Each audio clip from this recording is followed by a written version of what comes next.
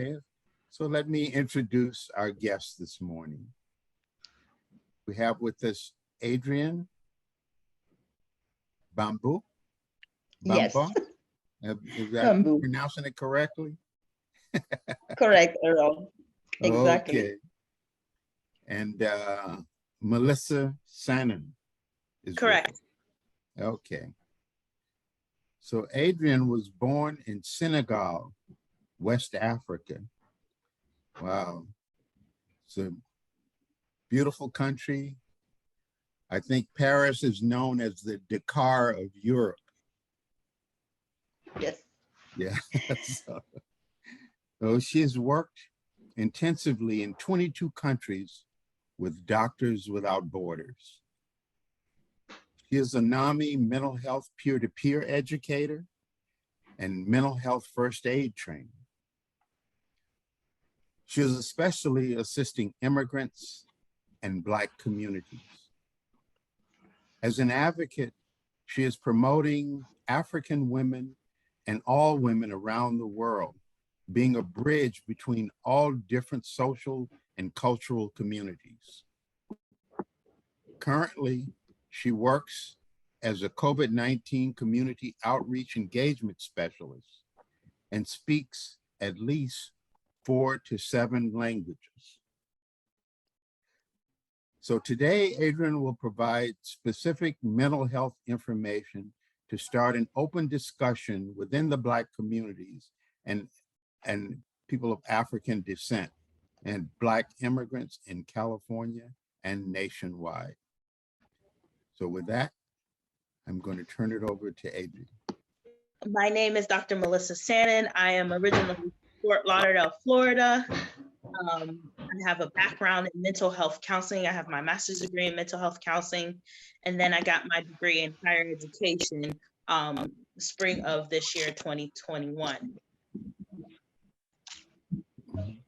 Today, I will talk to a little bit about mental health and help-seeking behaviors. My research study looked at mental health and Black college male students specifically. I looked at what university supports help these individuals when they are have a suicide ideation or looking for support, and what resources they deemed the most helpful. You can go to the next slide. I wanted to start off a little bit about distinguishing between mental health concerns and mental health diagnosis. So mental health illness is when a person has a condition that impacts their thinking, feeling, mood, or behaviors. And this is from the Centers for Diverse Control, Centers for Diverse Control's definition. And so when we talk about mental health illness, we're talking about a clinical diagnosis. And the mental health concern is impacts one's emotional, psychological, and social well-being. And mental health is just as important as physical health. And so when we talk about mental health concerns, we need to talk about how is this impacting your day-to-day? And how can we get you, if you're feeling low, how can we get you to feel a little bit better? It's not just about feelings, because it's also actions, and there is some physiological components as well. So if you go to the next slide. In April of 2021, I did a TED Talk talking about how do we help an individual who has mental health concern, and they come to us and ask us, they come to us with a need. And so if you can play the video.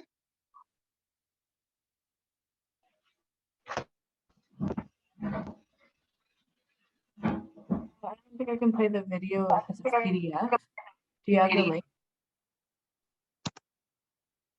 Excuse me? It's PDF, so I won't be able to actually click on the video. Oh, okay, perfect. And so I can put the video in the chat.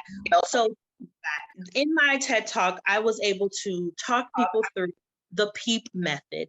And the Peep Method helps navigate that conversation of I'm not feeling myself today. So Peep, The first P is to pause and listen. So when someone expressed that they have some kind of mental health concern, you pause and you listen to the person. Allow them to be able to express their thoughts, their feelings. Sometimes it's hard to articulate the thoughts and feelings. So that's why you're pausing and you're listening. The first E is to elevate their voice. So once you finish listening to what they have to say and their thoughts and concerns, you elevate that voice and by telling them that they are not alone. There's different things that impact different people, so their feelings are valid. That's very important when someone comes to you with a mental health concern, letting them know that they are valid in their feelings. Once you elevate their voice, let them know that they're valid, and you have listened to their concerns, you encourage them to seek resources. You may not now have all the resources in front of you or available to talk about the resources and what the resources look like, but you can ask them questions. If they're a student, or have you talked to the counseling center on your campus? Have you talked to the school counselors? When you're talking about when you're encouraging them to get resources, you can say, oh, what positions in your neighborhood, or what things that we can look online with a quick Google search to help you get the help that you need to get supported. And once you talk about the encouragement of the resources, the last P is to be present. And when you're being present, you're actually following up with this individual. Hey, 2 weeks ago, you said you weren't feeling well. We talked about some resources. Have you gotten the chance to look at those resources? Those are some of the types of ways that you can help support an individual who says, I have a problem. And so sometimes that conversation may look differently. We know in our community, especially in my background, in my Black community, it's hard to talk about mental health. It's still taboo. The conversations are getting a little bit better, but it's still hard to even talk about these things. When I was doing my research and I was asking these students, like, what keeps you away from speaking with a counselor? And it's all sorts of things. They spoke about people thinking they're crazy. This is a stigma that they had in their community, or they were seen as weak. That's another stigma that they had in their community. And so when we talk about, someone expressing their mental health concern, that's why it's important to elevate their voice, letting them know that we need to denounce all those stigmas and normalize these conversations. So PEEP is a method, PEEP is a method that came out of my dissertation research, but it's applicable to all people. And so when we continue to learn and be better, we can do better, not just for the Black men who were in my research, but for our nation, for our people alike. And so thank you so much for come joining us and having this chat. I'll turn it over to Bemi.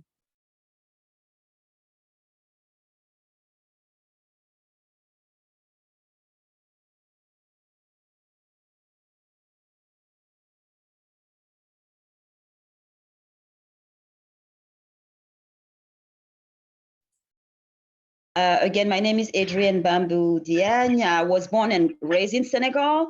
And as we explained before, I traveled in 22 countries and specifically in war zone, working for Doctors Without Borders. Most of the time I work in Africa, in East Africa, the war like Burundi, Rwanda, South Sudan. I went to all those places. And I definitely saw many of trauma from people who have been in this situation, for women who have been assaulted, raped, killed. Kids remember what's happened during the time they were in war zone, and also the impact, the trauma that they face that make them even sometimes becoming deaf and dumb, and meaning they couldn't speak anymore, and they were expressing themselves with design. Next slide, please. Why I'm talking about, mental illness right now. There is not one slide before. Is it Melissa? Okay, sorry, the next slide. Yes, this slide.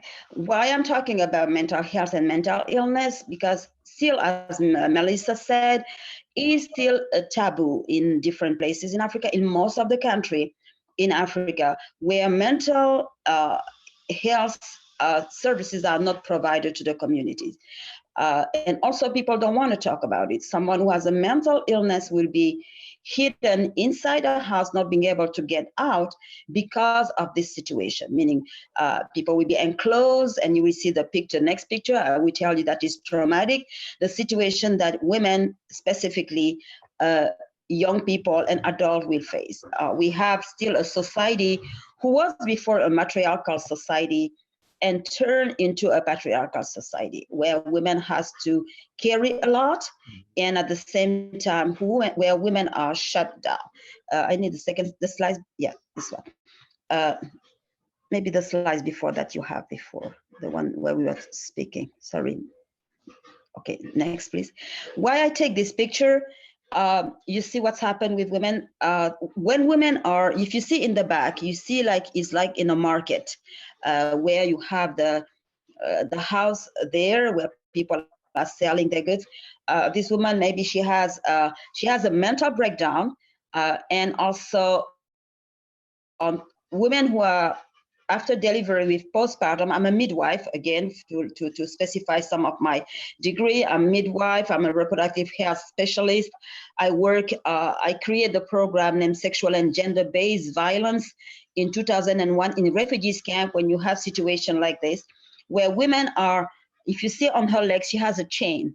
You have women who are chained like that because they don't want them to run around, they don't want them to get up, but they don't have the resources to help women, even in postpartum. People don't know about postpartum. They would say, oh man, it might be the blood, who her blood has been spoiled or her blood has been infected, and nobody want to talk about postpartum. Nobody want to talk about the stress that many women are facing, because everything is on the shoulder, on women's shoulder. Yesterday, I was talking to a young man who was saying, kids' education has to be a women role, and women need to be exemplar on their attitude. And I asked to the young men why men shouldn't be the same. He said, well, men should, but they are not able to take care of kids. I have to show to this young man there are single parents, male single parents who are famous, and they like soccer in my country. They like football. I have to show Ronaldo, who is raising his kids, was raising his son by himself. And I say it's absolutely possible, because we both, men and women, has to be present in the kid's life, no matter what, in order to make sure that there is a stability. Next slide, please. This is what I want to talk about, specifically about Black women and the truth about mental health. According to statistics, fewer than half of Black women who need mental health care receive it, and the other half carry this I'm a strong Black woman mentally that hinder them for receiving the care they need. We are talking about specifically Black women in the United States. Imagine in a continent of Africa or the country where it's still a trauma, where it's still the untold, where we have the pressure of the family. We tell you, no, we don't want people to know about the mental illness from the person that is in house, or for one of my members. We are hiding it. And even if you want to be something different, and I will tell you about my story after that. If you want to do different things, then we say, oh no, women cannot do this, girls cannot do this. You still have to be smiling even if you have your own trauma. You still have to obey in certain way because of the society, what they think that girls and boys should do. And at the same time, you cannot talk about your issue, because what you will have, how can I say, the feedback of the society will be to talk to you in a certain way that you don't even want to express it. They will shut you down, or you will get beaten even by talking about your own problem, because you are shaming your own family. And that's happened to me. I will tell you the story later. And this is what we are fighting for, where we want to help women. We want to help women to be able to speak, and kids and people who have mental illness being able to talk about it, to talk about their family with the mental illness. I can explain that many times people call me because I posted something on social media. Somebody will call me or will text me and say, you know, I don't want people to know. Can I talk to you? I say, okay. I exchange my number. And no later than yesterday, I have someone say, you know, mentally, I'm not fine, specifically also with Black men, I'm not fine. And I ask the person what's going on. And the person has like a shame to tell me. And I have to bring the story and tell the person, you know, it's okay not to be okay. Tell me what's going on. I can assist you. And it's confidential. Nobody will know. Meaning our role is that. And the slide that follow, please. And for society, you see these two pictures. We know that, for example, African society, how we can heal people. What are the strategy that we use? We use the drum. You see on the left side, Diagne Rose, a master drummer, who is the one who will lead a certain way of drumming to help people expressing themselves. The women that you see on the right, they are my nation, the Labus Nation. We are the woman healer. After 50 years or when you are menopause, you can be a healer. I can be a healer today if I go back home. And women are the matriarchal society where women are healing, men are drumming, and we bring all the village when somebody has a issue, a mental health issue, we bring all the village because we think that mental illness is a spiritual issue. Mental illness, we have to call the spirit to help the person who is specifically healed. And we call it the NDUP. That is a study has been done in Europe about the NDUP, where we sing specific song to call the spirit, to call the ancestor on the person who is sick, and we start drumming and this person start dancing. And the person enter in a kind of trance and is where all the village surround the person and start talking about their ancestry to just remind you, like the Sankofa. When you go somewhere, you go back, when you go back where you come from, meaning we are looking for your roots to heal you and those who came before you to heal you. Next slide, please. Thank you, Regina. Unfortunately, it's not enough. Why? Because we know that the mental illness is not only a problem of an individual person, it's also about a family and also the multi-generational trauma. And people want make sure that it's not affecting the cohesion of the entire group. Meaning, in order to do that, we don't want to speak about it. We're going to use our traditional healing way of doing it, and we don't want to see any modern healing or modern treatment that we help us go through that. When you talk to people about bipolarity, when you talk about depression, when you talk about schizophrenia, that doesn't exist in the society. We don't talk about it because first of all, we don't know. And second, we have the stigma that is going from generation to generation.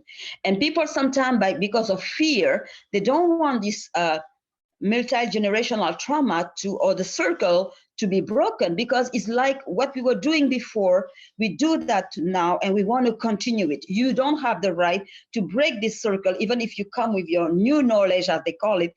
We know you are professional, but they will never take you as a professional. You are still part of the community, meaning you don't talk about something that the community doesn't want to talk about. You don't go out of this circle. And next slide, please.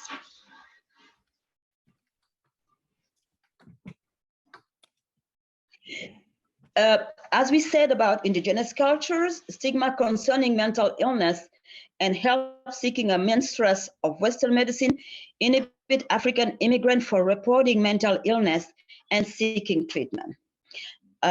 What we said is, if somebody has a mental illness, the person cannot get out. Or if the person get out, the person need to be with someone. The other thing is, we don't trust the modern medicine. They are trying to feed you pills to make you worse than who you were before. And we don't report it because, first of all, immigrants, as you know, African immigrants, we are the most, how can I say, we are hidden. People call us the hidden community because we don't know, we don't talk much about ourselves. We don't go to look for resources. We always get into our own and we just say, okay, well, it's God who wishes. That's why the person is like this. Let's just make sure that the person will continue that way and we don't look for resources. And I think that's the last slide. Okay, this is our contact. But what I want to tell you also about my story, because when you see me like that, smiling and being positive, I am one person who is, I don't know if people know about being left-handed in a country where there is 90% of Muslim, 50% of Christian. I am not seen as a good thing. And what is happening, I was in the early age, and I was my school changed me into a right hand, meaning I ended up being a girl that was not smiling at all, because I knew that everything that I'll be doing, or I'll be beaten for that. And also the other situation was I developed asthma, and people know that asthma is also part of anxiety. I developed anxiety. I was not sleeping at night. I would stay all night, eyes open, waiting for what will happen tomorrow. The other thing, I love sport. I was very brilliant in sport, but in some places they will say, "Oh man, you are doing all this, riding motorbike, doing sport, basketball, tennis, soccer, whatever you want to do. You know that girls cannot do that." Saying no, my dad. Luckily, I have parents who are listening to me, and my dad was saying, "Let her do what she wants." Family will tell me, you don't want to be like everybody, you want to be different. Yes, I was different. I knew I was already different. I speak 7 languages. My brain work is another way. And I want to travel. I was in books. I was reading, always learning and learning and learning.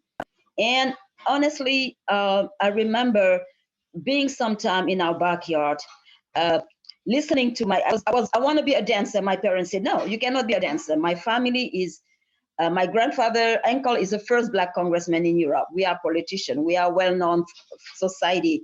My dad was the mayor of Korea Island, you know, the door of no return. I grew up there. Meaning it's very high-level society and high-level family. I couldn't be an artist. I couldn't be a dancer, and I like art and I like dance. And at the same time, I was so depressed because every time I was doing something, it was like, I'm gonna be punished. I ended up myself every time in the backyard, in my house in the dark, and listening to Michael Jackson, man in the mirror, dancing. Sorry, I'm sorry. Dancing and Michael Jackson music. You want to make change? Start yourself, make change, right? That's what led me to become a midwife, to become a health professional, and to traveling the world, because I want people to understand that you can be different. You can be a woman and do many things. It's because it's what you want to do. There is no limit. And I decided to also raise my child the same way. My daughter, I raised her like no man do that, or woman. I raised her the same way. It's like, do what you want, be who you are, be who you want. You don't need to cook. You don't need to do whatever your people video think. connection is messing up, Bamboo. Yeah. Your Okay, video I'm gonna stop connection the is video really then, maybe. See. Yeah, I was going to suggest maybe I try- have to Yeah. to stop the video. Yeah. Meaning, can you still listen to? Yeah. Meaning, definitely, I never received specifically any treatment of me being depressed. Me as a child, teenager, asking to myself if my parents were my parents, asking to myself if I am not an alien, because they was always telling me something, making me feeling different. At the same time, I was always running away from my house, trying to run away. In Africa is not a good thing. And when I was coming back, of course, I was punished. And I have a thought of suicidal thought, depressing, and nobody wanna hear me. And I decided that, you know, if somebody cannot hear me, I have to listen to other people. I was an example that's showing that, yes, you can do what you want, you can rise. And normally, even if you have a certain mental illness, it's still, again, okay not to be okay. And that's what I want to share with you. And I'm here in California. Harold knows me. I never talk about my story to anybody because the society is just what the society I'm talking about. Today is the first time I can share my childhood. And I want to thank you for being here today. Thank you, Harold. Okay. Thank you so much, Adrienne. And you as well, Melissa. Thank you guys so much. So now we're going to open it up to questions. I'll take questions out of the chat. Let's have some time.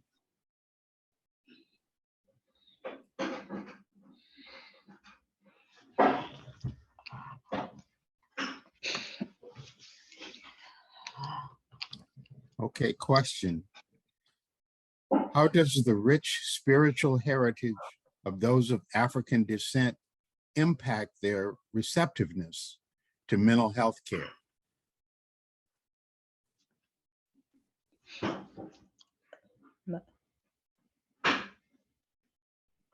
Melissa, you are muted. Oh, sorry about that. I think starting off when we start having the language of it, it's not just about me being tired all the time or me being sad. It's deeper than that. So I think once we start recognizing the signs and symptoms, we could have these conversations and they could see, oh yeah, when I, like Adrienne talked about postpartum, like when I did have deliver my child, I did have, you know, some of these things that you're talking about. Is that mental health? Yes, let's get to that point and let's talk about how we can help you recover. So that would be my comment to that question. Well, for me is yes, absolutely, is so rich. But also remember there is a part of denial, but how can we work on that? Is to tell our story, to repeat our story, to connect with the people who have the story and allowing them to speak, and make sure that the bully will not come after that, and they will not be. Well, we are vulnerable. We are human beings. Nobody is superhero. Meaning is that to let people know that, listen, we are here to assist, we are here to help. Because we went through almost the same thing. We don't want to say that is exactly the same. Even if our history is rich, there is also a thing that we want to hide. We are still hiding, meaning get it out and we can definitely assist. Did that answer your question?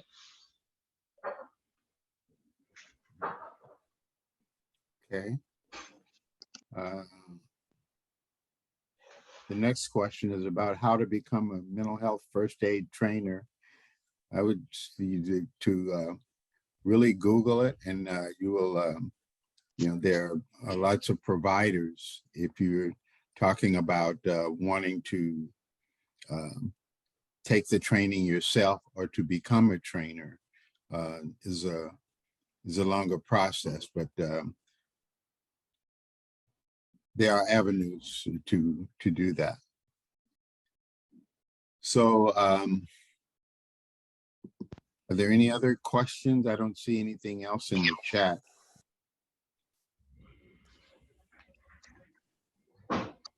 We have about 5 more minutes. Some people may be typing their questions in, so Yeah, we can give you a couple more minutes to see if there's any more questions that come in.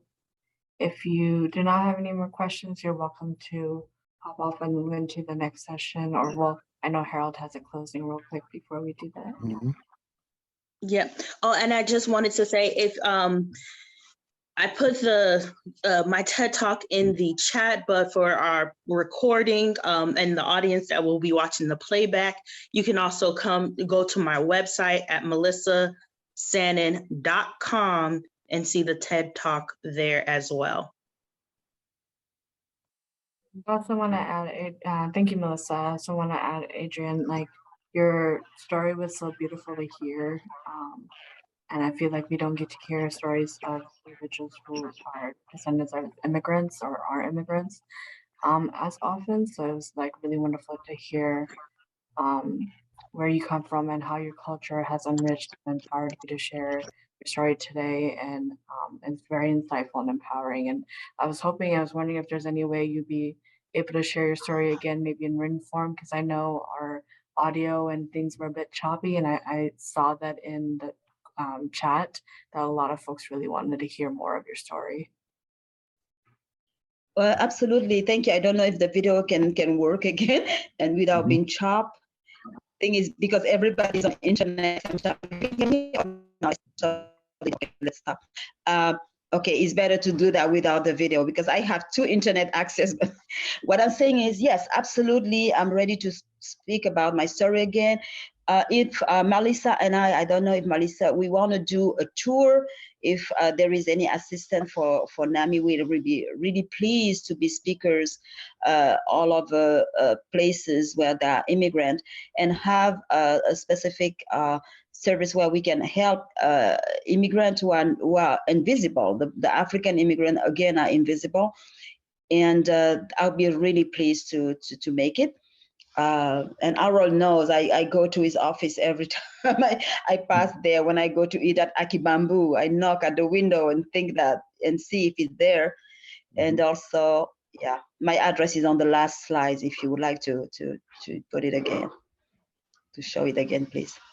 Okay. Of course, Adrienne. Thank you. Okay, well, thank you, everyone. And I just want to remind you to fill out the evaluation survey that'll be sent to you at the end of the conference. Your feedback is invaluable in helping us to train for our next conference to try and make it better. So please remember to provide your input. Again, thank everyone for coming. It was nice meeting our speakers, and enjoy the rest of your conference. Thank you. Okay. Thank you.